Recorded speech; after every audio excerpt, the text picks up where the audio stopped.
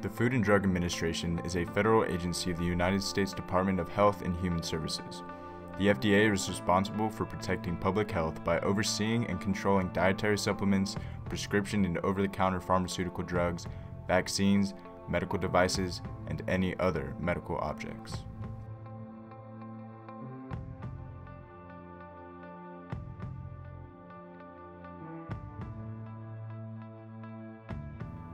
Oh, hey, that's us.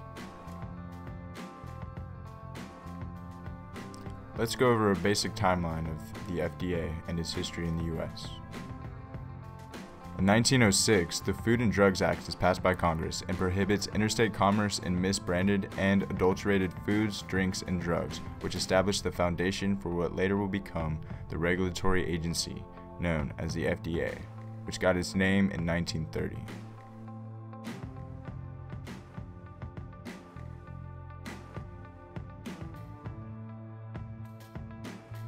In 1938, the Federal Food, Drug, and Cosmetic Act was passed, which put more stringent regulations on firms after 107 people, mostly children, died from an elixir of sulfanilamide in 1937.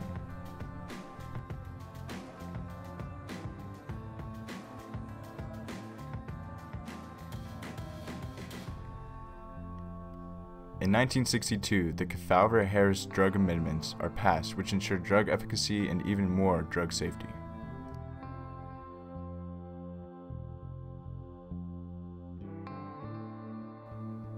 In 2012, the Food and Drug Administration Safety and Innovation Act is passed, which allows for user fees, the fees that pharmaceuticals must pay in order to receive approval of their drugs, which were first established in 1992, to now encompass funding reviews of innovator drugs, medical devices, generic drugs, and biosimilar biological products.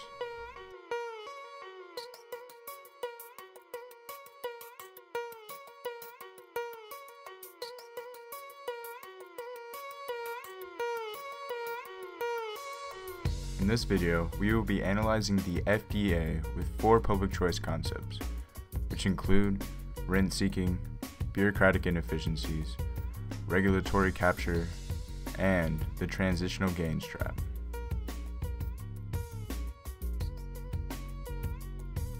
The first topic we will discuss is lobbying, which is a form of rent-seeking. Lobbying with the FDA most often goes to serve one of 2 purposes: either for the expedited review process of a new drug, or for the lessened punishment in the case of a pharmaceutical company being caught breaking FDA law or regulation. The lobbying done to expedite the review process allows for specific pharmaceutical companies to have their new drug reach the market quicker. However, these drugs that are being approved are providing only marginal benefits with no evidence of an improvement in survival or quality of life, as mentioned by Dr. Vinay Prasad, an assistant professor of medicine at the Oregon Health and Sciences University. This clogs up the approval process and makes it more difficult for actual effective medications to hit the market.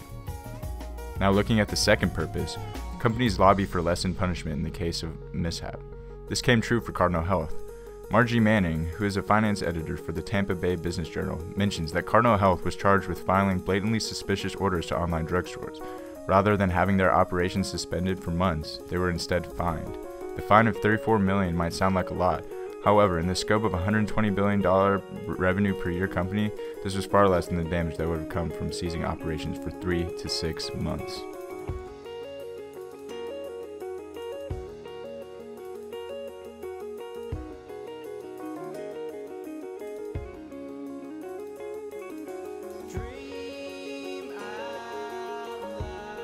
The rational ignorance of voters, or citizens, aids in the ability of bureaucrats and politicians alike to rent-seek. In the case of the FDA, the approval of pharmaceutical drugs in the US is a long and tedious process, easily influenced by the hand of money and conflicts of interest by FDA advisory board members. In a study by Genevieve Pham Cantor, a senior fellow of the Leonard Davis Institute of Health Economics, UPenn, she analyzes the relationship between the financial interest of FDA, Center for Drug Evaluations and Research Advisory Committee members, and whether members voted in a way favorable of these interests. In her findings, individuals with financial interests solely in the sponsoring firm of a drug going through the approval process were more likely to vote in favor of the sponsor than members with no financial ties. Cancer also found that members who served on the advisory board solely for the sponsor were significantly more likely to vote in favor of the sponsor. That is rent seeking.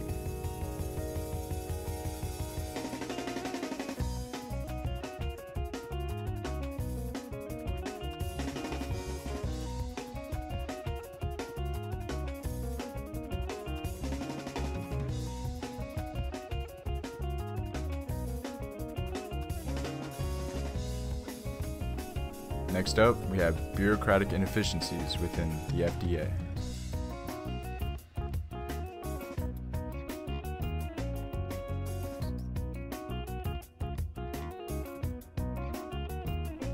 Bureaucratic inefficiency is ever present in our current state of the economy, with the government overspending on agencies and programs that are underperforming and seldom doing anything about it. Life-saving drugs can spend years awaiting FDA approval, and many times the glacial pace of the FDA has resulted in the death of many Americans. This can be attributed to the clogging of the application process that occurs from medications that are merely a slight improvement of the one before and do not offer any real evidence for an improvement in survival or quality of life, as mentioned before. Not only has the strict drug approval deadline provided by the FDA caused the deaths of many Americans, but it has also decreased the incentive for drug innovation. This being due to how expensive and time-consuming it is to get a drug approved, resulting in individuals hesitating to try and create a new drug or treatment.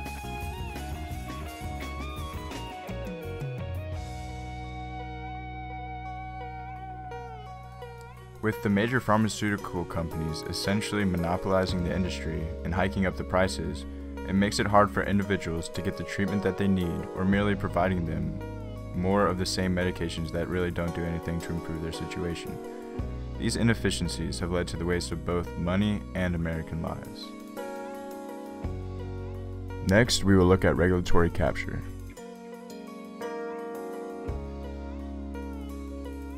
Regulatory agencies advance agendas of firms rather than that of the public, despite their purpose of serving the public's interest.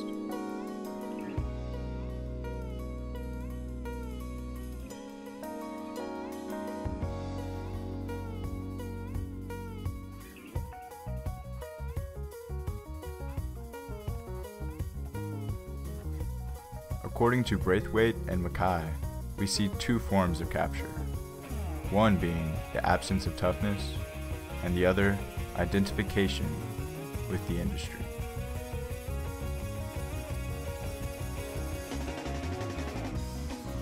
Looking at absence of toughness, Metzer mentions that the Regulatory Affairs Professional Society, or RAPS, highlights a decreasing trend in the FDA's promotional enforcement actions from 156 advertising and promotion violations in 1998 to 9 in 2015.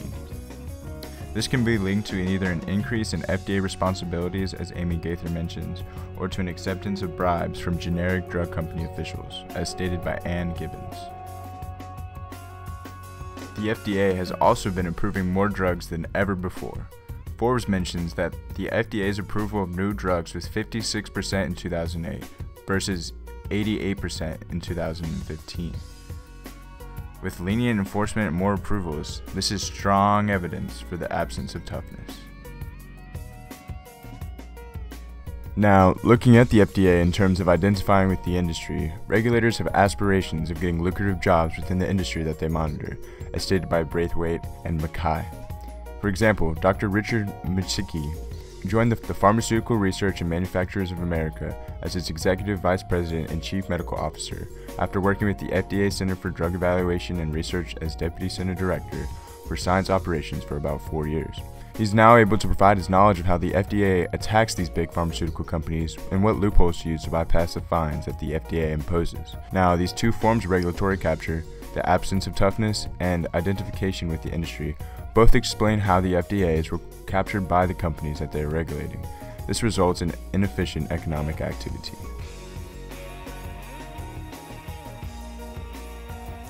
The FDA is currently under a transitional gains trap that has greatly influenced the pharmaceutical industry. The passing of the Prescription Drug User Fee Act in 1992 set the tone for the FDA to benefit from law-mandated user fees that required all companies who wanted to continue to participate in the pharmaceutical industry to pay up. Thus, the FDA received a monopoly over the pharmaceutical industry. These companies, at first, were harmed by these user fees. However, these businesses now benefit from these user fees because of the barrier to entry and the high entry costs it has created. The FDA continues to benefit because of the rising costs in these user fees. For example, according to the Business Insider, in 2005, pharmaceutical companies were paying user fees just under $500,000. However, in 2016, these user fees had increased to just over $3 million.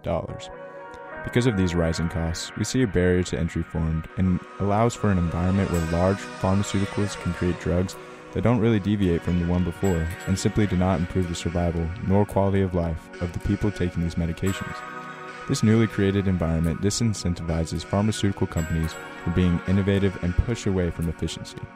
This could explain the case for why companies don't have an incentive to get rid of high-profiting diseases, such as cancer. This harms consumers because they don't receive the benefits that these large pharmaceutical companies have the ability to produce, but choose not to. And it harms smaller pharmaceuticals that are trying to be innovative, but are pushed out by these larger pharmaceutical companies due to the rising costs and clogging up of the approval applications through the FDA.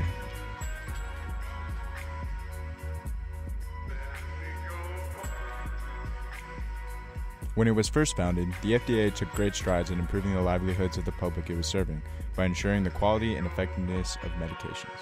As the FDA has grown in size and in influence over the years, the FDA has developed a reputation that allows it to be seen as a valued agency in terms of approval of these medications produced and distributed in the U.S. This has allowed for the FDA to transition from activities that were purely in the public's interest to some that are in the industry's interest. Through the means of lobbying, rent-seeking, bureaucratic inefficiencies, and regulatory capture, we see the FDA partaking in actions that no longer satisfy its initial mission of benefiting the public.